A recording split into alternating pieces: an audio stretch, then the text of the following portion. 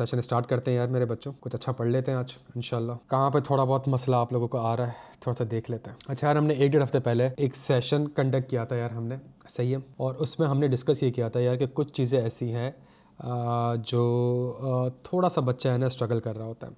अब उसमें जो स्ट्रगल कर रहा है वो कुछ है ICAP code of ethics, ISQM 1 and 2 और ISA 600। हमने कहा था बहुत से टॉपिक्स हैं, लेकिन ये कुछ ऐसे टॉपिक्स हैं कि जिसमें बच्चा चाह रहा है कि यार थोड़ी और हमें प्रैक्टिस और ड्राफ्टिंग और प्रैक्टिस मिल जाए। ऐसा ही था मेरे बच्चों। तो यार एक काम ये करते हैं, आज के सेशन में इन तीनों को कवर कर लें और फिर एक और सेशन रखेंगे, मजीद कर लेंगे, फिर एक और सेशन रखेंगे, मजीद कर लेंगे। सही है? तो आप समझे जिस तरह आपने खुद ने प्रैक्टिस करनी होती है ना, तो जो चीज़ मैं आपको कराऊंगा वो आप खुद से भी करने जाएंगे तो आपके 4, 5, 6 घंटे लग जाएंगे। 1 से 1.5 घंटा मेरे साथ थोड़ा सा लग जाएंगे, बिकॉज होता है कि उसके बैकएंड पे 8-10 घंटे मैं थोड़ी सी मेहनत कर लेता हूँ। ठीक है? तो इससे फ़ायदा ये होता है कि वो चीज़ें थोड़ी सी है ना हमारे लिए आसानी हो जाती है। एक अंडरस्टैंडिंग है, एक रूल है आज का, और आज का रूल ये है कि हमें कुछ भी नहीं आता। ऐसा ही है, हम इस माइंडसेट से आज पढ़ेंगे कि भाई हमें कुछ भी नहीं आता। हम सिर्फ एक कॉमन सेंस अप्लाई करेंगे, हम सिर्फ और सिर्फ एक कॉमन सेंस अप्लाई करेंगे और सिर्फ ये चेक करेंगे कि क्या कॉमन सेंस अप्लाई करके हम पेपर में परफॉर्म कर सकते हैं कि नहीं कर सकते। जो थोड़ी बहुत तालीम हमारे पास है, जो थोड़ी बहुत चीज़ें हैं, उसके बेसिस पे आज हम करेंगे। मैंने तभी आपको ना ये क्वेश्चन बैंक पहले दिया ना, मैंने आपको कभी सवाल दिया। मैं ये चाह रहा हूँ कि हम सवाल करेंगे। हमें नहीं पता वो कोड ऑफ एथिक्स का सवाल है, हमें नहीं पता ISQM 1 का सवाल है, हमें नहीं पता ISA 600 सवाल है, और हम सिर्फ एक सिंपल से माइंडसेट के साथ कि हमें एक बेसिक चीज़ें भी अगर पता है ना ऑडिटिंग स्टैंडर्ड की, एक थोड़ा बहुत कॉन्सेप्चुअल फ्रेमवर्क भी पता है, चाहे वो आपने 10 घंटे पढ़ाओ, चाहे वो आपने 20 घंटे पढ़ाओ, चाहे आपने किसी भी टीचर से पढ़ाओ, अगर वो थोड़ी बहुत एक बेसिक नॉलेज भी है तो मैं इंशाल्लाह आपके साथ कुछ टेक्निक ऐसी रखूंगा सामने, कुछ ड्राफ्टिंग स्किल्स ऐसे रखूंगा आपके सामने, कुछ एक कॉमन सेंस वाली बातें ऐसी रखूंगा आपके सामने कि आप बड़े आराम से इंशाल्लाह आज के जो सवाल हैं बड़े कॉम्प्रिहेंसिव सवाल हैं, बड़े अच्छे सवाल हैं, आप भूल जाएं कि आपको कुछ भी नहीं आता। सही, जो पेपर से पहले एक फीलिंग आती है ना बच्चे की, यार कुछ भी नहीं आता, कुछ भी नहीं आता, कुछ भी नहीं आता। मैं आपसे कह रहा हूं कि आपको कुछ भी नहीं आता, सही, और मैं आपसे ये कह रहा हूं कि मुझे भी कुछ भी नहीं आता, बट पेपर देने जाना है भाई। सही है, इम्तिहान तो देने जाना है, फीस जमा कर दी है तो देने जाना है। तो अगर फीस जमा कर दी है, पेपर देने जाना है, तो फिर जो इस तरह के सवाल आते हैं उसको किस तरीके से टैकल करें, किस तरीके से हैंडल करें, उसको इंशाल्लाह आज की क्लास में हम थोड़ा सा कर लेंगे। और इस तरह के अगर हम 1-1.5 घंटे की भी क्लास अगर रख लेंगे ना, तो मैं आपको गारंटी के साथ कहता हूँ कुछ सीख के जाओगे, कुछ ना भी सीखो, कॉन्फिडेंस लेके जाओगे पेपर में और आप कहोगे यार लेके आ जाओ, कोई भी सवाल लेके आना है, इंशाल्लाह अटेम्प्ट कर लेंगे। सही है, और एक्सपेक्टेड है पेपर में कि ये चीज़ों से सवाल थोड़े से हमारे पास आएंगे। अच्छा, आज की क्लास में हमने इंशाल्लाह 2 से 3 सवाल करना है। डन हो गया? जो मैं पढ़ा रहा हूँ, जो समझा रहा हूँ, उसको थोड़ा सा आप अगर सामने समझने की कोशिश करेंगे इंशाल्लाह अच्छा हो जाएगा। अच्छा चलें, आ जाए बच्चों, स्टार्ट करते हैं अल्लाह का नाम लेके। एक बड़ा ज़बरदस्त सवाल आया। It is the 1st of July 2005. You are the manager in Pickle and Company, a firm of chartered certified accountant which offers a range of assurance and accountancy services. As part of your firm's system of quality management, SQM भी कहते हैं इसको, system of quality management, independent assessments are required for all new client engagement and as part of the continuation process for existing clients prior to reappointment. The following exhibits available on the left hand side of the screen। सही है, तो आपके पास 2 scenario दिए हुए हैं। Brook Coal company identify the threats and proposed safeguards from the audit manager's continuation assessment। तो हम पहला सिनेरियो पढ़ रहे हैं ब्रूक कोल कंपनी का। Brook Coal company is a listed client operating in the coal mining sector. Your firm currently has 2 audit partners with expertise in this field. However, other branches of the audit firm in other countries have larger teams involved in the audit of mining companies. The audit firm is currently performing the audit of Brook Coal Company for the year ended 31 March 2005. This is their 7th year of performing the audit. The audit committee understands that the audit engagement partner will need to be rotated for the financial year ending 31 मार्च 2006। तो अगले साल जो है वो partner को rotate करना है। तो ये 7th ईयर है, अगला साल जो है वो 8th हो जाएगा। तो ये हमारे पास 7th ईयर है, currently performing the 7th year audit in progress है। सही है, इन प्रोग्रेस है। अच्छा जी, although the company is keen to retain the audit services of the audit firm, they have expressed concern that the changes to the audit team will lead to additional time cost as a new audit engagement team lacks the familiarity with the business. They feel this will be by the announcement of the finance director's intention to retire in December 2005. For this reason, the audit committee has requested that the team members be changed as little as possible and has asked for details of the ethical threats arising along with the proposed safeguards the firm would put in place to mitigate this risk. ये आपके पास सवाल है। सवाल की जो requirement है वो सवाल की रिक्वायरमेंट ये है कि यूजिंग द इन्फॉर्मेशन एग्जिबिट जो अभी हमने पढ़ी, explain the ethical threats identified by the audit engagement manager and evaluate the proposed safeguards and where appropriate recommend alternative safeguards which may be applied by the audit firm. अब ये इतना कोई जबरदस्त सवाल है कि ICAP ने आज तक इस लेवल का सवाल आपसे नहीं पूछा है, सही है। तो मैं ये इमेजिन कर रहा हूँ कि अगर आपने सारे पास्ट पेपर्स कर लिए हैं, सारे लेक्चर्स कर लिए, और अगर इस तरीके का कोई सवाल आता है तो उसको कैसे टैकल करना है। कोड ऑफ एथिक्स में बच्चा नॉर्मली जो है सिनेरियो को पिक कर लेता है, उसको ड्राफ्ट नहीं कर पाता, उसको कैसे पिक करना है, कैसे ड्राफ्ट करना है, क्या टेक्निक है, A to Z सारी की सारी चीजें हम इंशाल्लाह आज की क्लास में 2-3 सवालों के थ्रू डिस्कस करेंगे। क्या यहाँ तक क्लियर है भाई? तो एक अच्छा सवाल है, एग्जामिनर ने ICAP में आपको कभी इस लेवल का एक सवाल नहीं दिखेगा, तो एक बड़ा जबरदस्त सवाल पूछा है, उसको पढ़ते हैं और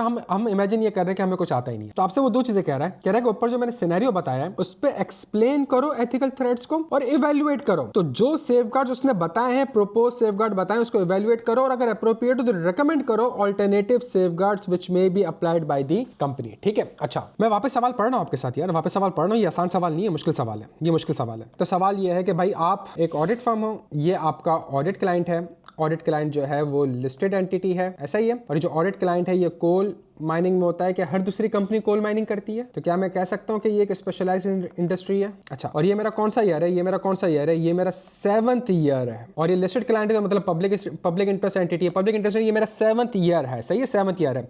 और जो ऑडिट क्लाइंट है इसने रिक्वेस्ट करी है कि भाई टीम चेंज ना करो, टीम चेंज ना करो। तो जो मैनेजर था उसने आपके सामने ये कुछ सिनेरियो रखा है। तो पहली चीज, audit team has been in place for 7 years। ये कह रहा है थ्रेट है, क्या ये थ्रेट है? और फिर वो आगे कह रहा है no other team with in the firm who are experience in this sector, कौन सा sector? Coal mining sector, currently have availability to undertake an additional audit so the team can not be rotated, so the team can not be rotated. और फिर propose safeguard है which is the requirement B. तो हम वापस एक बार requirement को देख लेते हैं। हमारे पास रिक्वायरमेंट थी भाई, रिक्वायरमेंट ए में क्या करना था? Explain the ethical threat identified by the audit engagement partner. तो वो कह रहा है कि इसको आपने एक्सप्लेन करना है और सेफगार्ड को आपने इवैल्यूएट करना है, उसको इवैल्यूएट करना है, प्रपोज सेफगार्ड को इवैल्यूएट करना है, और अगर मजीद कुछ है तो हमने प्रपोज करना है अगर कोई एडिशनल सेफगार्ड है।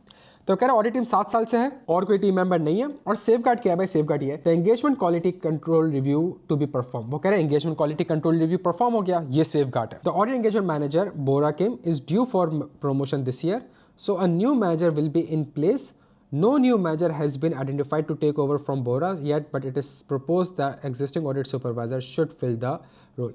तो वो कह रहा है कि जो ऑडिट एंगेजमेंट मैनेजर है बोरा किम, वो जो है वो प्रमोशन के लिए ड्यू है, तो वो प्रमोट हो जाएगा, तो उसकी जगह एक नया मैनेजर आ जाएगा।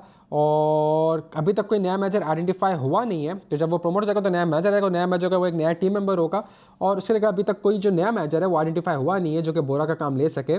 तो प्रपोज ये कहेगा जो एग्जिस्टिंग ऑडिट सुपरवाइजर होगा वही उसके रोल को फिल कर लेगा। तो मतलब वो अभी भी क्या कहना चाह रहे हैं सेफगार्ड में कि एग्जिस्टिंग टीम है। थोड़ा सा और आगे बढ़ते हैं। अच्छा, तो पहला सिनेरियो हमने पहले यहाँ पढ़ लेते हैं, फिर दूसरे में आ जाते हैं। बच्चों सिनेरियो पिक हो रहा है, ये कौन सा मतलब अगर अच्छा बात वो कर रहा है ICAP कोड ऑफ एथिक्स की, तो कहाँ जाना पड़ेगा भाई? तो मुझे इस पूरे सिनेरियो में एक चीज समझ आ गई, पूरे सिनेरियो में मुझे एक चीज समझ आ गई कि जो मेरा आंसर है वो लॉन्ग एसोसिएशन से। मैं सवाल की रिक्वायरमेंट वापस पढ़ लेता हूं। देखें अब पेपर में गलती आप यही करते हैं, पेपर में गलती आपने ये करी कि उसने लिखा as part of your firm system of quality management, लेकिन सवाल की रिक्वायरमेंट पढ़ें। सवाल की रिक्वायरमेंट कह रहा है explain the ethical threats identified by the audit engagement manager, evaluate the proposed safeguards and where appropriate. तो सवाल में जो स्पेसिफिक सिनेरियो दिया हुआ है, सवाल में जो स्पेसिफिक सिनेरियो दिया हुआ है, तो ये आपको नहीं लगता ये ICAP के कोड ऑफ एथिक्स से लिखा गया है? तो जो कि थ्रेट्स और सेफगार्ड की बात कर रहा है, जब वो ICAP का कोड ऑफ एथिक्स है तो मैं ISQM की तरफ क्यों जाऊंगा? और अगर ISQM की तरफ चला भी जाऊंगा तो क्या ISQM1 आपको वापस रेफर कहां पे करता है? जबरदस्त बच्चों, ये लिंकिंग तो पता है ना थोड़ी बहुत। ISQM1 अगेन आपको रेफर कहां पे कर रहा होता है? वो कोड ऑफ एथिक्स। तो यहाँ पे क्लियर है कि सवाल में भले वो आपको एग्जामिनर इस तरीके से हरकत कर दे, मुझे आंसर के लिए कहां जाना पड़ेगा? मुझे आंसर के लिए, क्योंकि आंसर में जो सवाल लिखा हुआ है, जो लैंग्वेज लिखी हुई है, कोड ऑफ एथिक्स की लिखी हुई है। कह रहा है explain the ethical threats identified by the audit engagement manager. सवाल की जो रिक्वायरमेंट है वो ये है कि वो आपने एक कंपनी के ऊपर आपने इन चीजों को अप्लाई करना है। ISQM1 जो है वो तो फर्म लेवल पे होता है कि फर्म की पॉलिसीज एंड प्रोसीजर्स। तो मैं कह रहा हूं बेसिक थोड़ा बहुत भी पता होगा ना तो इंशाल्लाह हेल्प मिल जाएगी। तो इसका मतलब है अच्छा, अब कितने लोग ऐसे हैं जिन्होंने सिनेरियो पिक कर लिया क्या? Long association ICAP code of ethics. इसका मतलब है जब मैंने लॉन्ग एसोसिएशन पिक कर लिया है और अगर मैं पेपर में बैठा हुआ हूं तो मैं फौरन से कहां पे चला जाऊं? मुझे पेपर दे रहा हूं मैं, सीधे हाथ पे मेरी किताब है, सीधे हाथ पे मेरे पास पर्चा है, मैं फौरन से ICAP के कोड ऑफ एथिक्स में लॉन्ग एसोसिएशन की तरफ चला जाऊं बच्चों? पहला काम ये कर लूं, बिकॉज जब तक मैं सामने हैंडआउट को नहीं देखूंगा मैं आंसर नहीं लिख सकता। तो सेकंड स्टेप भी क्लियर है। मैं तो मैं काम ये करता हूं, मैं आपके लिए कोड ऑफ एथिक्स की तरफ आ जाता हूं बच्चों। मैं बड़ी सिंपल स्टेप के साथ, और मैं इसी टेक्निक को इतना डिटेल में जाके इंशाल्लाह 2-3 सवाल आपको, अगर सेहत ने मेरी इजाजत दिया तो मैं 2-3 सवाल सवाल आपको इंशाल्लाह करा दूंगा, चीजें पढ़ा भी दूंगा, लेकिन जो मैं अप्रोच आपको समझाने की कोशिश कर रहा हूँ वो अप्रोच क्लियर करना। तो मैं कहूँगा यार मुझे जाना पड़ेगा independence for audit and review engagement page number 124 पे। तो मैं पेज नंबर 124 के आसपास कहीं हूँ, पेज नंबर 101 पे हूँ। फिर मैं यहाँ पे आता हूँ तो मैं कहता हूँ यार अब मुझे यहाँ पे आके ढूंढना है, कौन सा ढूंढना है, कहाँ पे लिखा हुआ है यार, पेज नंबर 167 पे। मैं थोड़ा सा और नीचे आता हूँ, पेज नंबर 167 पे आने की कोशिश करता हूँ।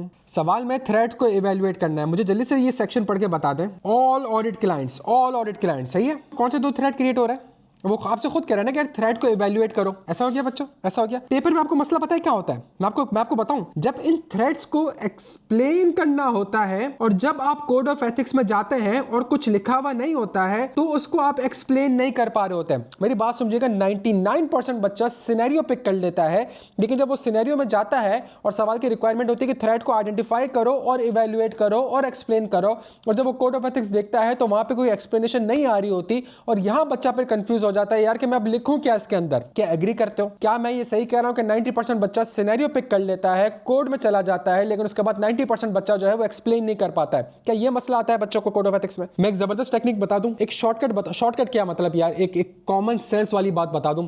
अगर इस बात को अगर आपने सामने रख ली, आप दुनिया की हर चीज इंशाल्लाह कर लेंगे, पूरा कोड ऑफ एथिक्स ड्रॉप कर लेंगे, बिकॉज कोड ऑफ एथिक्स अगर आप स्ट्रक्चर समझ जाएंगे तो आप कर लेंगे। तो मैं आपको जो टेक्निक समझाने की कोशिश कर रहा हूं वो खुदा का वास्ता समझने की कोशिश करिएगा। मैं कोड ऑफ एथिक्स में गया, मैंने कहा 2 थ्रेट होते हैं, सेल्फ इंटरेस्ट और self review threat, self interest और फैमिलियरिटी थ्रेट। मैंने कहा although an understanding of an audit client and its environment is fundamental to audit quality, a familiarity threat might be created as a result of an individual's long association as an audit team member with this. क्या यहाँ पे familiarity threat को explain किया गया है? क्या आप ये बता रहे हैं कि familiarity threat है क्यों? वो कह रहा है कि understanding of an audit client जरूरी है और जो है वो लॉन्ग एसोसिएशन जो है फैमिली थ्रेट जो क्रिएट हो जाता है वो long association of an audit team member with the audit client senior management और फाइनेंशियल स्टेटमेंट। लेकिन वो आपको एक्सप्लेन कर रहा है कि यहाँ पे फैमिली थ्रेट क्या है। थोड़ा सा पढ़ो।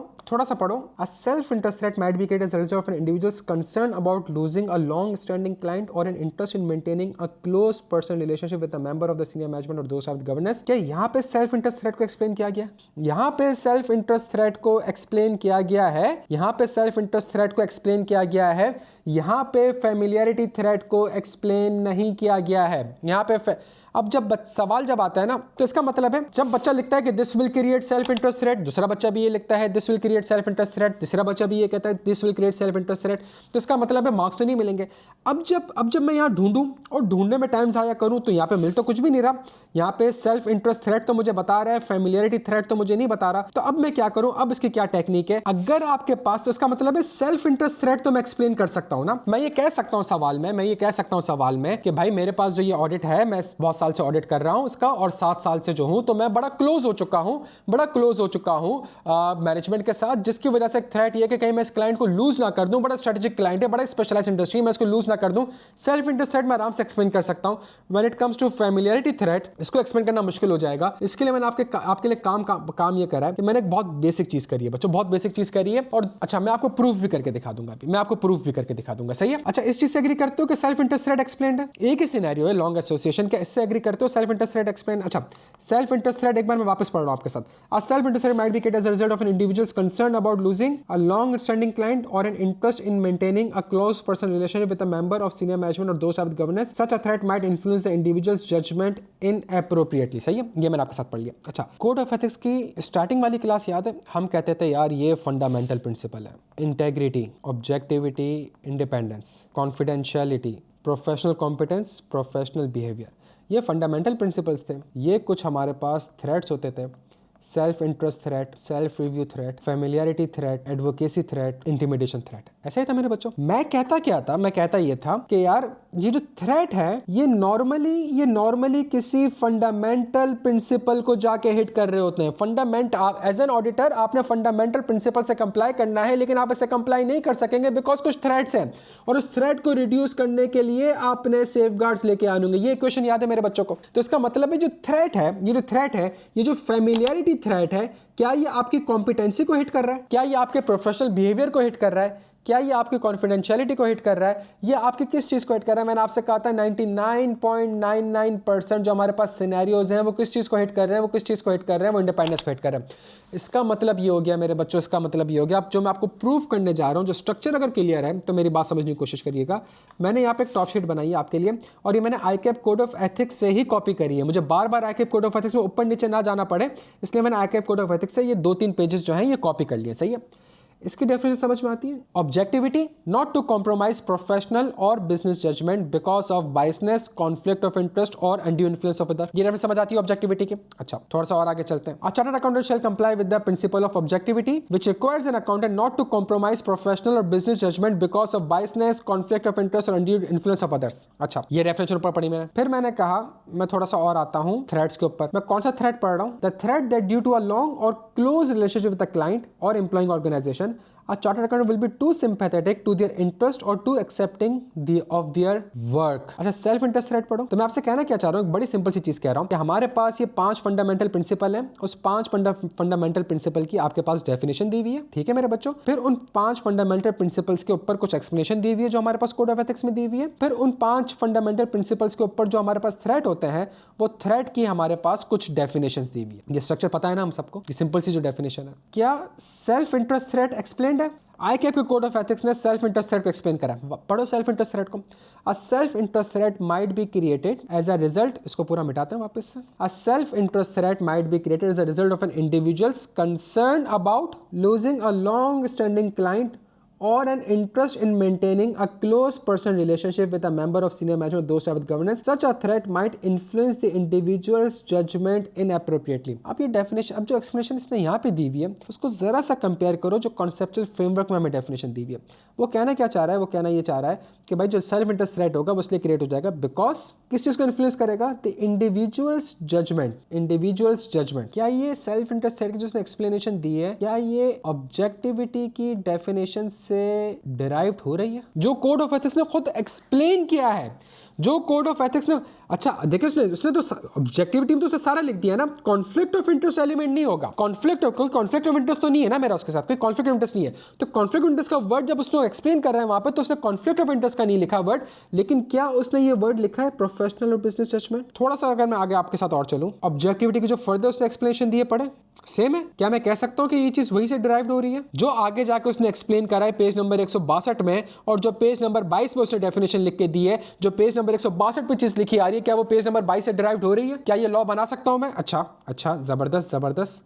सेल्फ इंटरेस्ट थ्रेड की डेफिनेशन पढ़ो। फाइनेंशियल और अदर इंटरेस्ट। कौन सा other interest? Long term relationship. Inappropriate influence a chartered accountant's judgment और बिहेवियर। क्या मैं कह सकता हूं कि सेल्फ इंटरेस्ट थ्रेड को जो उसने, तो इसका मतलब है जो मैं डायग्राम आपके साथ बना रहा हूं, मैं आपसे ये कह रहा हूं कि जो हमारे पास थ्रेड है, ये थ्रेड किसी ना किसी फंडामेंटल प्रिंसिपल को हिट करता है। अगर इन दो चीजों को अगर आपने हाईलाइट कर लिया है मेरे भाई, अगर आपने सिनेरियो पिक कर लिया है, तो सिनेरियो में थ्रेड तो लिखे हुए होंगे ना, और वो थ्रेड किसी फंडामेंटल प्रिंसिपल को तो हिट कर रहा होगा ना। तो अगर आपने ये दो चीजें पिक कर ली है मेरे बच्चों, तो उसकी जो की डेफिनेशन है उसके अंदर कीवर्ड लिखा हुआ आ रहा है, उसी को तो लिखना है पेपर में। और क्या लिखना है भाई? क्या क्लियर? तो इसका मतलब है कि अगर तुम्हें कोड ऑफ एथिक्स से आंसर नहीं मिल रहा तो तुम परेशान मत होना मेरे बच्चों, तुम फौरन से फैमिलियरिटी थ्रेड और जो तुम्हारा इंडिपेंडेंस है उसकी डेफिनेशन में चले जाना, और फिर उसको कैसे ड्राफ्ट करना है, जो अभी आप लोगों ने थोड़ी देर पहले मुझे सिखाया, जो आप लोगों ने खुद मुझे थोड़ी देर पहले सिखाया। आपने कहना है सर क्वेश्चन से मैंने सिनेरियो को उठाना है और फिर उस सिनेरियो को मैंने फैमिलियरिटी थ्रेट की जो डेफिनेशन है उससे लिंक कर देनी है, और जो उसका फंडामेंटल प्रिंसिपल है इंडिपेंडेंस, उसकी जो डेफिनेशन है, उन डेफिनेशन में जो मेरे रेलिवेंट की पॉइंट्स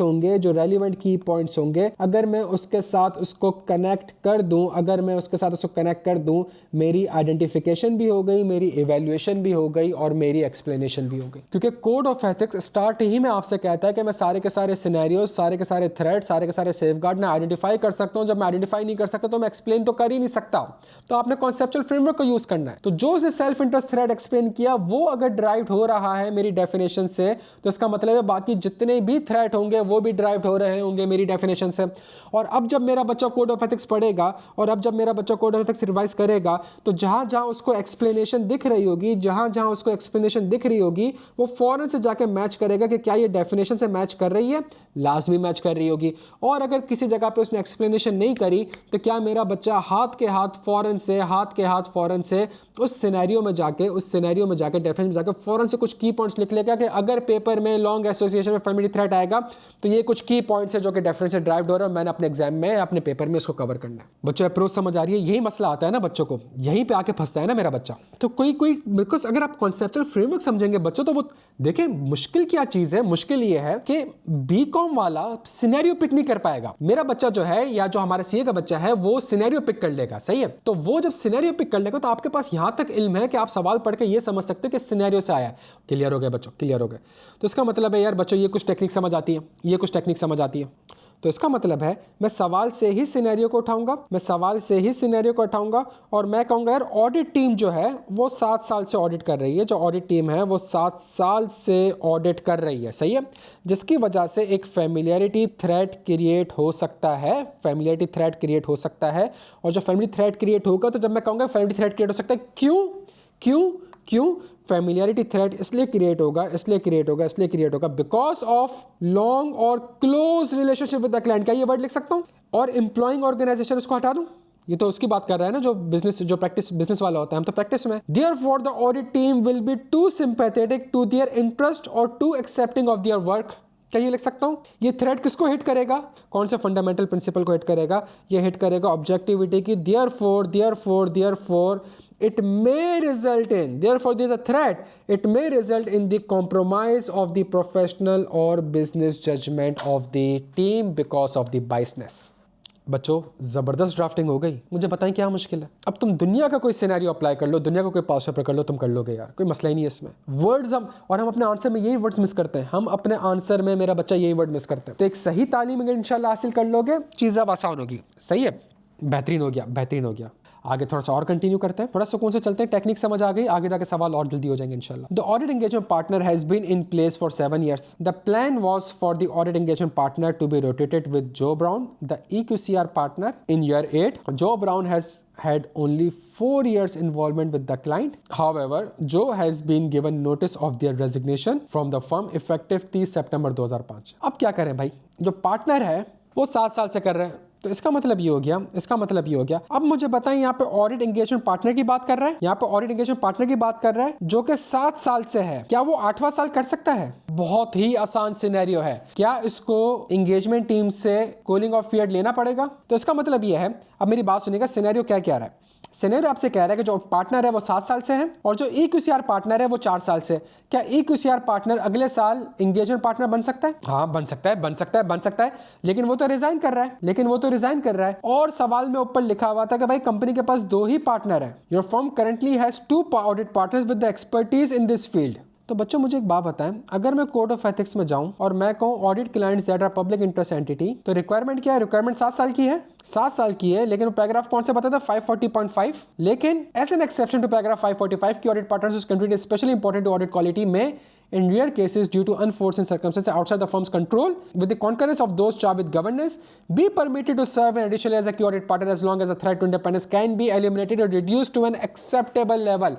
तो इसका मतलब है ये जो उसने रिजाइन करा है, क्या ये फर्म के कंट्रोल में? फर्म चाहती है अगले साल उसको पार्टनर बना सकते, बताओ पार्टनर है, फर्म चाहती तो वो जो है वो उसको अगले साल जो है वो उसको एंगेजमेंट पार्टनर बना देती, कोई मसला ही नहीं होता, पार्टनर चेंज हो जाता। लेकिन क्या ये फर्म के कंट्रोल में उसे रिजाइन कर दिया? फर्म के कंट्रोल में नहीं है, तो क्या ये एक्सेप्शन ले सकता हूँ? हाँ ले सकता हूँ, लेकिन क्या करना पड़ेगा? दोस्त चार्ज विद गवर्नेंस को बताना पड़ेगा। और जब दोस्त चार्ज विद गवर्नेंस को बताना पड़ेगा तो उसके अगेंस्ट मुझे कुछ सेफगार्ड्स भी अप्लाई करने पड़ेंगे मेरे बच्चों। ऐसा ही है, लेकिन मुझे दोस्त चार्ज विद गवर्नेंस की अप्रूवल लेनी पड़ेगी। बच्चों मुझे दोस्त चार्ज विद गवर्नेंस की अप्रूवल लेनी पड़ेगी। तो आप समझ रहे हैं, उसने बड़ा जबरदस्त सवाल पूछा और 2-3 सिनेरियोस उसने आपसे एक साथ पूछ लिए। एक जो सिनेरियो में आपको जिस रीजन की वजह से 2 पर्पस थे मुझे सवाल कराने के। पहला पर्पस ये था कि हमें ड्राफ्टिंग समझ में आ जाए, दूसरा पर्पस जो है वो ये है, जो brown The EQCR partner is leaving the firm. The current engagement quality review partner is leaving the firm in September 2025. Currently, there are no other partners in the firm who have expertise in mining audit. सवाल में लिखा था 2 ही partner है, तो एक जो brown है और दूसरा एंगेजमेंट पार्टनर है, सही है। Replace reviewer with Abiku Nigomi specialist partner for the oil industry. आप ऑडिट किसका कर रहे हो? आप कोल माइनिंग का कर रहे हो और लेके किसको आ रहे हैं? और बोरा केम असाइन बोरा। बोरा कौन था भाई? जो बोरा था वो ऑडिट एंगेजमेंट मैनेजर था। बोरा केम। दूसरा वो कह रहा है assign Bora came to the EQCR after the promotion because they will have the relevant industry and client experience. हाँ बच्चों, ये दो सिनेरियोज हैं, इनके सेफगार्ड को एवेल्युएट करें।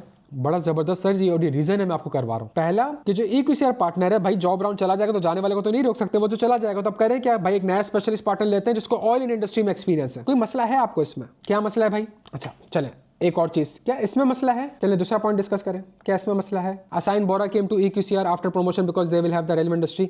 वो इतने सालों से ऑडिट कर रहा है यार, उसको EQCR मैनेजर पार्टनर बना दो, वो बैठ के कर लेगा फाइल रिव्यू। क्या इससे कोई थ्रेट क्रिएट हो रहा है? बच्चों बस अब मेरी बात समझने की कोशिश करना, मेरी बात समझने की कोशिश करना। ये जो क्वालिटी की बात कर रहा है, अगर बात एंगेजमेंट क्वालिटी रिव्यू में आ जाती है तो क्या अप्लाई हो जाएगा? अगर सवाल आपके पास इस तरीके से आ जाए कि वो क्वालिटी रिव्यूअर के ऊपर कोई डाउट क्रिएट करवा दे, तो फिर आपको आंसर को रेफर करने के लिए कहां पे जाना पड़ेगा बच्चों? आप लिखेंगे कोड ऑफ एथिक्स की ही लैंग्वेज, लेकिन आप ये कहेंगे कि भाई ये जो मसला है, ये मसला है, इसको डिस्कस करने के लिए मुझे कहां जाना पड़ेगा? इसको डिस्कस करने के लिए मुझे ISQM 2 में जाना पड़ेगा। बच्चों के यहां तक बात समझ आती है? मैं आपके साथ इमेजिन ये कर रहा हूं कि मैंने ISQM 2 नहीं पढ़ा हुआ, ऐसा ही है भाई? कौन सा पेज है भाई? इंगेजमेंट पेज नंबर आइडेंटिफाई कर सकते हो पेपर में? इतना आइडेंटिफाई कर लोगे? 86 से 98। इंडेक्स पढ़ लोगे? इंडेक्स पढ़ सकते हो ISQM 2 का? क्या इंडेक्स पढ़ के बता सकते हो कहां पे जाना चाहिए? अगर रिक्वायरमेंट पढ़ो तो रिक्वायरमेंट में 4 रिक्वायरमेंट है, 4 रिक्वायरमेंट में कहां जाना चाहिए? कि इतना पढ़ सकते हो, इतना बता सकते हो? मैं आपसे इमेजिन कर रहा हूं, मैंने और आपने कुछ नहीं पढ़ा। चलो सेकंड में चले जाते हैं भाई। क्या जो पहला सिनेरियो था उसमें ये वाला पॉइंट लिख सकता हूं कि भाई उसके पास उसका है? क्या मैं लिख सकता हूं ये चीज? जो पहले वाला सिनेरियो था कि उसमें भाई उसके पास वो ऑयल इंडस्ट्री का एक्सपर्टीज था, तो मुझे एज्यूम करना पड़ेगा उसके पास कॉम्पिटेंसी कैपेबिलिटी है। डन हो गया? अच्छा दूसरा पढ़ो, थोड़ा सा और पढ़ो, ये वाला पैराग्राफ पढ़ो। खुद वो कह रहा है कि थ्रेट्स टू ऑब्जेक्टिविटी क्रिएट हो जाएगा by an individual being appointed as an engagement quality reviewer after previously serving as the engagement partner such policies और प्रोसीजर। लेकिन सर यहाँ तो वो एंगेजमेंट पार्टनर नहीं था, तो कोई मसला नहीं है, मजीद एक्सप्लेनेशन लिखी हुई है, मजीद एक्सप्लेनेशन की तरफ चले जाते हैं। हम मजीद एक्सप्लेनेशन की तरफ चले जाते हैं, कोई मसले बात ही नहीं है। बच्चों क्या तीनों थ्रेट एप्लीकेबल हो रहा है? एक मैनेजर था, उसने बहुत से डिसीजन लिए होंगे, सही है? क्या उसी के डिसीजन के ऊपर वो सेल्फ रिव्यू थ्रेट आ सकता है? वो एंगेजमेंट टीम के साथ 7 साल से काम कर रहा था, क्या उसके साथ एक फैमिलिटी थ्रेट आ सकता है? और जिस पार्टनर के साथ काम कर रहा था, अब वो कहेगा पार्टनर को कि तुम ये डिसीजन गलत ले रहे हो, क्या ये कर सकेगा? एक इम्प्लाइड इंटिमिडेशन थ्रेट है मेरे बच्चों। थोड़ी बहुत लिंकिंग समझ आ रही है कि वो किस तरीके से कोड ऑफ एथिक्स से निकल के आपको कहाँ लेके चला जाएगा? ISQM 2 की तरफ लेके चला जाएगा। और दोनों जगह पे बात सेम लिखी हुई है, सिर्फ इतना सा फर्क है, खुदा का वास्ता है मेरी बात सुन लो, सिर्फ इतना सा फर्क है मेरे बच्चों, सिर्फ इतना सा फर्क है कि जो ICAP का कोड ऑफ एथिक्स है, और जब वो आपसे कहता है इंटिमिडेशन थ्रेट का, जब वो आपसे कहता है फैमिली थ्रेट का, तो उसका मतलब है ये थ्रेट जो है ये ऑडिट क्लाइंट से ऑडिट फर्म की तरफ आ रहा है। लेकिन जब वो ISQM 2 में इन चीज़ों को एक्सप्लेन करने की बात करता है, तो वो कहता है कि यहाँ पे जो EQCR का बंदा है और यहाँ पे जो ऑडिट फर्म है, ये जो ऑडिट फर्म है, जो इसके लोग हैं, इसके साथ इस क्वालिटी वाले बंदे का फैमिलिटी थ्रेट है। क्लाइंट बीच में कहीं नहीं होता मेरे बच्चों। क्या यहाँ तक बात समझ आ रही है? बच्चों समझ आ रही है? हाँ, ये हो सकता है कि इस EQCR की जो वाइफ है वो यहाँ पे डायरेक्टर है जिसका वो क्वालिटी कंट्रोल रिव्यू कर रहा है। वो सिनेरियो आपको इस तरीके से भी पूछ सकता है। तो कॉन्सेप्चुअल फ्रेमवर्क चेंज नहीं होगा, सिर्फ पोजीशन चेंज होगी कि ऑडिट फर्म में कि ऑडिट क्लाइंट में। थोड़ा सा फायदा हुआ कि यार ISQM 2 से अगर सवाल आया और एक अच्छा सिनेरियो बेस्ड सवाल आया, वो किस तरीके से आपको कॉम्प्लेक्स सिनेरियो में बना सकता है। अब मुझे बताओ, सवाल की रिक्वायरमेंट पढ़ो, क्या इस सवाल में, क्या इस सेफगार्ड, क्या इस कोर्स ऑफ एक्शन को आप इवेल्युएट कर सकते हैं और इसके बेसिस पे आप थ्रेट्स को इवेल्युएट कर सकते हैं मेरे बच्चों? क्या बोरा किम को अगर हम असाइन करेंगे EQCR, तो क्या इससे कोई थ्रेट क्रिएट हो रहा है? अगर हम बोरा को करेंगे तो क्या उससे एक थ्रेट क्रिएट हो रहा है मेरे बच्चों? जबरदस्त जबरदस्त जबरदस्त जबरदस्त जबरदस्त जबरदस्त। क्या वो कोड ऑफ एथिक्स में डिफाइंड है? नहीं। वो कहाँ डिफाइंड है? तो थोड़ा समझ आ रहा है कि ICAP कोड ऑफ एथिक्स किस तरीके से डिफरेंट जगह पे मूव कर जाएगा मेरे बच्चों। थोड़ा बहुत हमें समझ आएगा अगर ISQM 2 से सवाल आए तो वो किस तरीके से आपसे एक ख़तरनाक सवाल बना के पूछ सकता है। तो अगर थोड़ी बहुत बेसिक चीज़ें भी हैं तो इंशाल्लाह उससे फ़ायदा हो जाएगा। अच्छा, सेकंड काम मैं आपके साथ ये करने जा रहा हूँ, जो लास्ट अटैम्प्ट थी समर 25, इसमें इसने ICAP कोड ऑफ एथिक्स में खतरनाक 15 नंबर का सवाल पूछा था। Adnan Javed, the audit engagement partner from Adnan and company, met Sameer Khan, chief financial officer of golden foods limited at लारिक government, one of the city's most up scale restaurant. The dinner arrange and paid for by the client was suggested by Sameer कौन है? Client का बंदा है, सही है। To discuss and finalise several matters including those related to the audit for the year ended 31 March 2025 in a relaxed setting. During dinner, Samir expressed his appreciation for the professionalism and expertise of the audit team. He casually remarked on how one of the senior audit staff had during the audit suggested buying the shares of a particular listed company. That share has nearly doubled since then. Samir laughed. I wish I would have bought more. Your team really knows the market. As the discussion shifted to the audit matters, in addition to several other audit matters, Samir brought up a recent change in accounting estimates. We reviewed the wear and tear patterns and operational efficiency of our key production assets and extended their useful lives accordingly. The resulting reduction in annual depreciation has significantly improved our current year's profit margin. I trust you will agree with the adjustment. The conversation eventually turned to the audit fees. Samir suggested prepaying the next year audit fee as a gesture of goodwill. We are committed to a long-term relationship with Adnan and company, he said. We see no harm in formalizing that now by settling the fees in advance. He concluded by mentioning that Adnan's brother-in-law had just been elected to the board of directors the day before. भाई ये सवाल है, उसमें वो कह रहा है, in the light of ICAP Code of Ethics for Chartered Accountants, identify तो कर लूँगा, कहाँ फंसता हूँ, and evaluate the threats to the fundamental principles, जो अभी थोड़ी देर पहले बताया था, वही सवाल की रिक्वायरमेंट है भाई. Also recommend the safeguards that should be taken to mitigate the identified threats. हाँ बच्चों, सिनेरियो बताएं कहाँ से आया. हम कोड ऑफ एथिक्स में जाते हैं, हम पेज नंबर 124 पे जाते हैं. पेज नंबर 124 पे आ गया पेपर में. अब कहाँ जाऊँ मैं जाता हूँ गिफ्ट्स एंड हॉस्पिटैलिटी में. अच्छा, मैं गिफ्ट्स एंड हॉस्पिटैलिटी में गया और मैं चला गया सेक्शन 420 में. Firms are required to comply with the fundamental principle, be independent, apply the conceptual framework set out in section 120 to identify, evaluate and address. मुझे समझ आ गया क्या बात कहना चाह रहा है, जिसको ऐसे ही हम इग्नोर कर देते हैं. ये लाइन समझ में आ रही है क्या कहना चाह रहा है, ये जिसको हम ऐसे ही पढ़ के इग्नोर कर देते हैं, ये लाइन समझ में आ रही है कि कहना क्या चाह रहा है. Firms are required to comply with the fundamental principles, be independent and apply the conceptual framework set out in section 120 to identify, evaluate. ये वही ड्राफ्टिंग टेक्निक है जो थोड़ी देर पहले हमने डिस्कस करी है. कहता है accepting the gifts and hospitality from an audit client might create a self-interest, familiarity or intimidation threat. Self-interest, familiarity or intimidation threat. This section set out this. अच्छा, shall not accept gift unless the value is trivial and inconsequential. Your firm network audit is offering. ये section क्या कह रहा है यार, ये पढ़ेंगे थोड़ा सा, बड़ी जबरदस्त बात कह रहा है. ये कह रहा है यहाँ पे, वो कहता है कि गिफ्ट्स एंड हॉस्पिटैलिटी अगर इममटीरियल है कोई मसला नहीं है. गिफ्ट्स एंड हॉस्पिटैलिटी अगर इममटीरियल कोई मसला नहीं है, लेकिन वो यहाँ पे अगर वो कहता है कि अगर कोई ऑफरिंग कन्वेंस करने के लिए की जा रही है, इंड्यूस करने के लिए की जा रही है, तो चाहे वो इममटीरियल ही क्यों ना हो, वो एक्सेप्टेबल नहीं है. समझ आ रही है. यहाँ पे वो इंटेंट की बात करता है और कहता है कि सेक्शन 340 में चले जाओ. अच्छा, क्या गिफ्ट्स एंड हॉस्पिटैलिटी में इसको एक्सप्लेन किया गया है? क्या इन 3 थ्रेड्स को एक्सप्लेन किया गया है? अगर खुदा ना खासा कल को पेपर में सवाल आता है और वो आपसे एक्सप्लेनेशन पूछता है, क्या मैं एक्सप्लेन कर सकता हूँ? मैं बड़ा गिफ्ट ले रहा हूँ तो उसका मतलब मेरा इंटरेस्ट है जो कि मेरे बिजनेस, मेरी प्रोफेशनल जजमेंट है उसको इम्पेयर कर सकता है. मैं बायस्ड हो सकता हूं. अगर मैं क्लाइंट के साथ घूमने जा रहा हूं, वर्ल्ड टूर पे जा रहा हूं, सारा खर्चा वो उठा रहा है, मेरे लिए कोई मसली बात नहीं, तो मैं वैसे ही करता आ रहा हूं. लेकिन जो कि उसके साथ मैं बहुत क्लोज हो जाऊंगा, तो इस क्लोज और पर्सनल रिलेशन की वजह से मैं बहुत सिंपैथेटिक हो जाऊंगा उसके साथ. क्या समझ आ रहा है? कल को जो है वो मुझे थ्रेट भी कर सकता है कि मैं पब्लिक करने जा रहा हूं कि मैं ऑडिटर को ये सारी चीजें कर रहा होता था. क्या समझ आ रही है मेरे बच्चों को बात? अच्छा, तो मैं जाता हूं सेक्शन 340 में, और सेक्शन 340 में अगर मैं जाऊं, offering or accepting inducement might create a self-interest, familiarity or intimidation threat. ये वही threat है जो वहाँ बताए थे. An inducement is an object that is used as a means to influence the another individual's behavior, but not necessarily with the intent to improperly influence that individual's behavior. Inducement can range from minor acts of hospitality between chartered accountants and existing or prospective client to act that the result in non-compliance with laws and regulation. Inducement can take many different forms: gifts, hospitality, entertainment, appeals to friendship and loyalty, political or charitable donation, employment or other commercial opportunities, preferential treatment, rights or privilege. वो जो fees वाली बात है advance में, preferential treatment दिया जा रहा है आपको, ऐसा ही है मेरे भाई. और क्या आपको अच्छी हॉस्पिटैलिटी और एंटरटेनमेंट दी जा रही है? क्या इस नियत से दी जा रही है कि मैं किसी तरीके से इन्फ्लुएंस कर सकूं दूसरे के बिहेवियर को? The determination of whether there is actual और perceive intent to improperly influence behaviour. Audit issue discuss करते वक्त ये दी जा रही है. क्या मैंने फीस एडवांस में मांगी थी? नहीं. अगर पार्टनर के लिए कोई लंच डिनर बड़ी बात नहीं है, बिल्कुल भी बड़ी बात नहीं है, लेकिन अगर पार्टनर को पता है कि मुझे इसलिए बुलाया जा रहा है ताकि इन 2-4 इश्यूज के ऊपर जो है वो मेरे बिहेवियर को इन्फ्लुएंस कर सके, तो पार्टनर वो एक्सेप्ट नहीं कर सकता.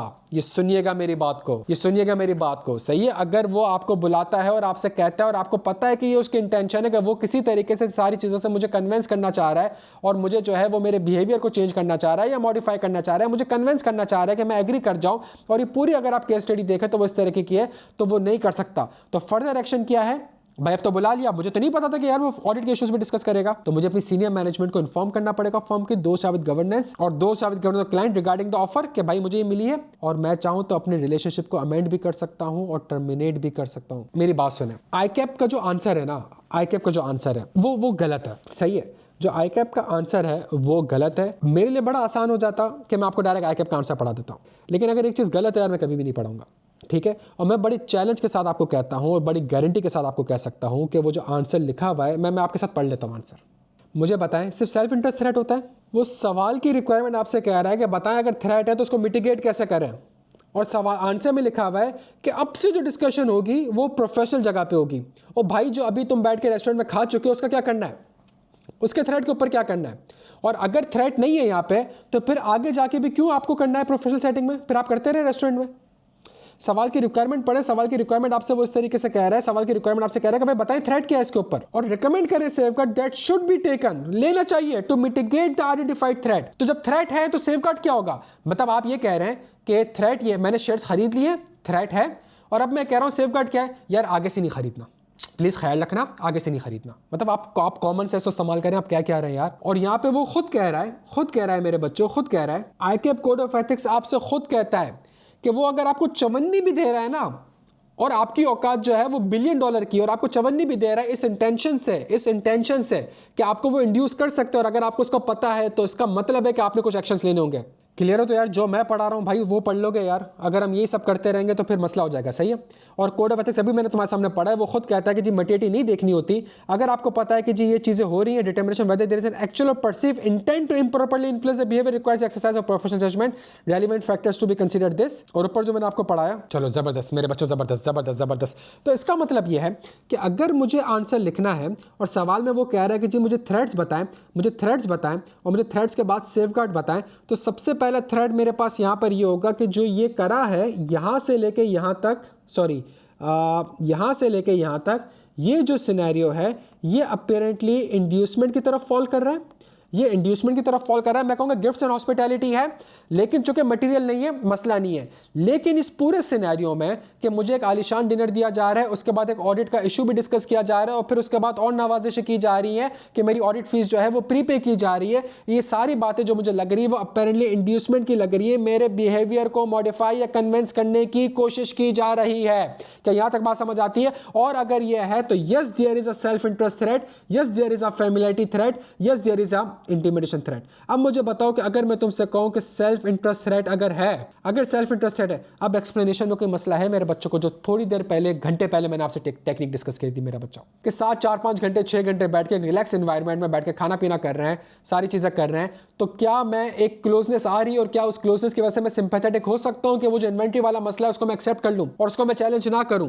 क्या इंटिमिडेशन थ्रेट आ रही है कि कल को कोई तस्वीर वगैरह डाल के पेपर में डाल दे और अखबारात में डाल दे? अब दूसरा मसला ये है कि यहाँ पे एक और सिनेरियो है कि खाते पीते उसने बोला यार तुम्हारा जो लड़का है ना यार वो उसने बोला कि उस्ताद सस्ता ही उठा ले, सही है, और मैंने उस कंपनी के शेयर्स उठा लिए और वो डबल हो गए।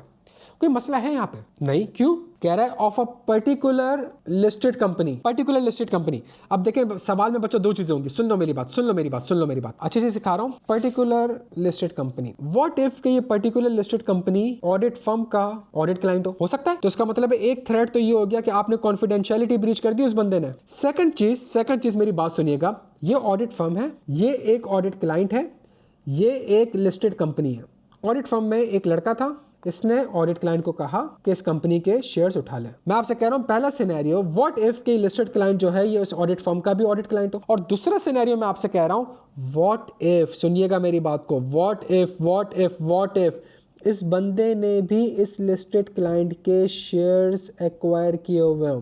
तो अब एक ऐसा सिनेरियो हो गया है कि ऑडिट क्लाइंट ने भी एक कंपनी के शेयर्स एक्वायर किए हुए हैं और आपने या आपकी एंगेजमेंट टीम में से किसी ने उस कंपनी के शेयर्स एक्वायर किए हुए हैं, और यहाँ पे भी एक पॉसिबिलिटी हो सकती है थ्रेट की मेरे बच्चों, यहाँ पे भी एक पॉसिबिलिटी क्रिएट हो सकती है थ्रेट की, जो कि फाइनेंशियल इंटरेस्ट में लिखा हुआ है। और बहुत से एग्जांपल दी हुई है कि अगर ऑडिट क्लाइंट के पास सिग्निफिकेंट इन्फ्लुएंस है तो फिर थ्रेट क्रिएट हो जाएगा, बहुत सी चीजें लिखी हुई है। But this could be this scenario as well, this could be the scenario as well. क्या यहाँ तक बात समझ आती है? अगर ये हरकत हो गई है, क्या ये बंदा इस ऑडिट फर्म में इस क्लाइंट का as an engagement team member रह सकता है? ICAP का आंसर पढ़ लो। A professional reminder should be issued firm wide to maintain strict boundaries between audit work and financial advice. मतलब जो काम हो गया है उसके ऊपर क्या करना है कुछ नहीं पता, आगे से बस आप ये करते हैं कि भाई नहीं कर सकता।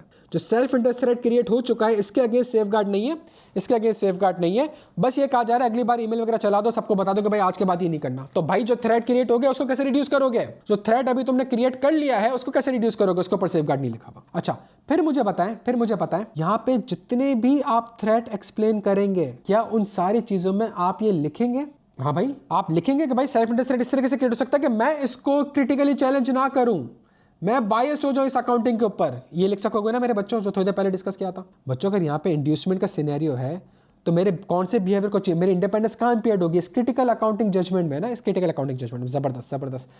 आखिरी चीज सुने, the brother in law had just been elected to the board of directors the day before. अच्छा भाई, ब्रदर इन लॉ बन गया, तो ब्रदर इन लॉ बनाए भाई तो हमें कहाँ जाना पड़ेगा? जल्दी से बताते कौन सा सिनेरियो है। तो मैं वापस से पेज नंबर 124 पे आता हूँ और मैं जाता हूँ फैमिली एंड पर्सनल रिलेशनशिप में, जो कि पेज नंबर 157 में है। मैं पेज नंबर 157 में आता हूँ जल्दी से। ये वही वाली लाइन समझ आ रही है मुझे? आप समझ आ रहे हैं लॉ में पहली ये पहली कोड ऑफ एथिक्स में सिनेरियो में हमेशा पहली लाइन ये क्यों एक्सप्लेन की जाती है? अच्छा, जबरदस्त। 3 थ्रेट क्रिएट हो सकते हैं, सेल्फ इंटरेस्ट, फेमिलियरिटी और इंटिमिडेशन थ्रेट। क्या थ्रेट को एक्सप्लेन किया गया है कि ये थ्रेट कैसे क्रिएट होंगे? तो मैं चला जाऊंगा other close relationship. An audit team member shall consult in accordance with the firm policies and procedure if the audit team member has a close relationship with an individual who is not an immediate और close family member but who is a director officer. क्या ये scenario apply हो रहा है? Nature, position of the individual holds with the client, the role of the audit team member. मुझे बताएं क्या threats को एक्सप्लेन किया गया है यहाँ पे? अच्छा, तो मैं ऊपर वाले सिनेरियो में देख लेता हूँ, कहीं यहाँ पे एक्सप्लेन किया गया हो? तो ऊपर वाले किसी भी सिनेरियो में थ्रेट को एक्सप्लेन नहीं किया गया है। लेकिन स्टार्ट ही लॉ कहाँ से होता है? तो बच्चों कौन सा थ्रेट है? सेल्फ इंटरेस्ट, फैमिलियरिटी और इंटिमिडेशन थ्रेट। मैं टॉप शीट में आ जाऊं, ये किसको हिट करेंगे? ये हिट करेंगे ऑब्जेक्टिविटी को। तो मैं पहले थ्रेट की तरफ जाता हूं, और मैं थ्रेट पढ़ता हूं और मैं थ्रेट देखता हूं। पहला है सेल्फ इंटरेस्ट थ्रेट। क्या फाइनेंशियल इंटरेस्ट है? पूरा छाप दूं, फाइनेंशियल इंटरेस्ट छाप दूं? नहीं, फाइनेंशियल का वर्ड नहीं आएगा। और अदर इंटरेस्ट, क्या अदर इंटरेस्ट मुझे पता ही क्या है, कौन सा अदर इंटरेस्ट है? अगला थ्रेट कौन सा हो रहा था? Familiarity threat. क्या लॉन्ग रिलेशन है? नहीं। क्या क्लोज रिलेशनशिप है? यस। बच्चों क्या डेफिनेशन के अंदर ही तुम्हें सारी हेल्प मिल रही है? मुझे सिर्फ इतना बता दो मेरे बच्चों, कहाँ पहले हम लिख नहीं पा रहे थे, और सिर्फ अगर मैं डेफिनेशन पढ़ूँ, तो डेफिनेशन से ही मैंने कीवर्ड्स उठाना है कि भाई सेल्फ इंटरेस्ट थ्रेट क्रिएट होगा, फैमिलियरिटी थ्रेट क्रिएट होगा, इंटिमिडेशन थ्रेट क्रिएट होगा। सेल्फ इंटरेस्ट थ्रेट क्यों क्रिएट होगा? Because of this family and personal relation. शायद मैं इनअप्रोप्रिएटली इन्फ्लुएंस करेगा पार्टनर का नाम लिख के, चार्टर्ड अकाउंटेंट नहीं लिखना, पार्टनर का नाम लिख के उसके जजमेंट और बिहेवियर को।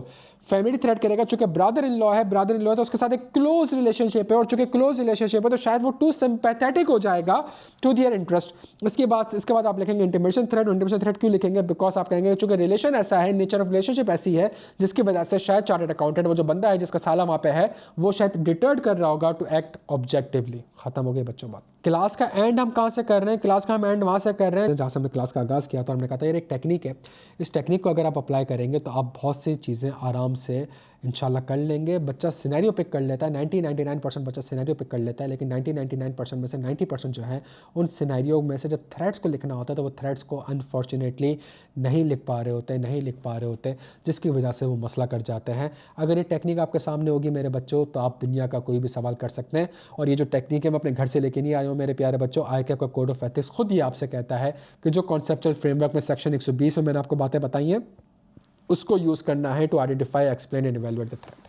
तो जो पहला सेक्शन है उसको हम छोड़ देते हैं, बड़ा इंपॉर्टेंट है। हमने एडिशनल प्रैक्टिस कर ली है, कुछ हमने ड्राफ्टिंग देख ली, कुछ हमने देख लिया कि ISQM1 ISQM2 में अगर लिंक करके सवाल आएगा कैसे आएगा, इसको हमने थोड़ा सा देख लिया। थोड़ी सी हमने ड्राफ्टिंग देख ली, थोड़ी सी हमने लिंकिंग देख ली, थोड़ी सी हमने प्रैक्टिस, एडिशनल प्रैक्टिस कर दी। और इस माइंड सेट से करिए हमें कुछ नहीं आता, और अगर हमारे पास कोई सवाल आता है इस तरीके से तो कैसे एड्रेस करना है।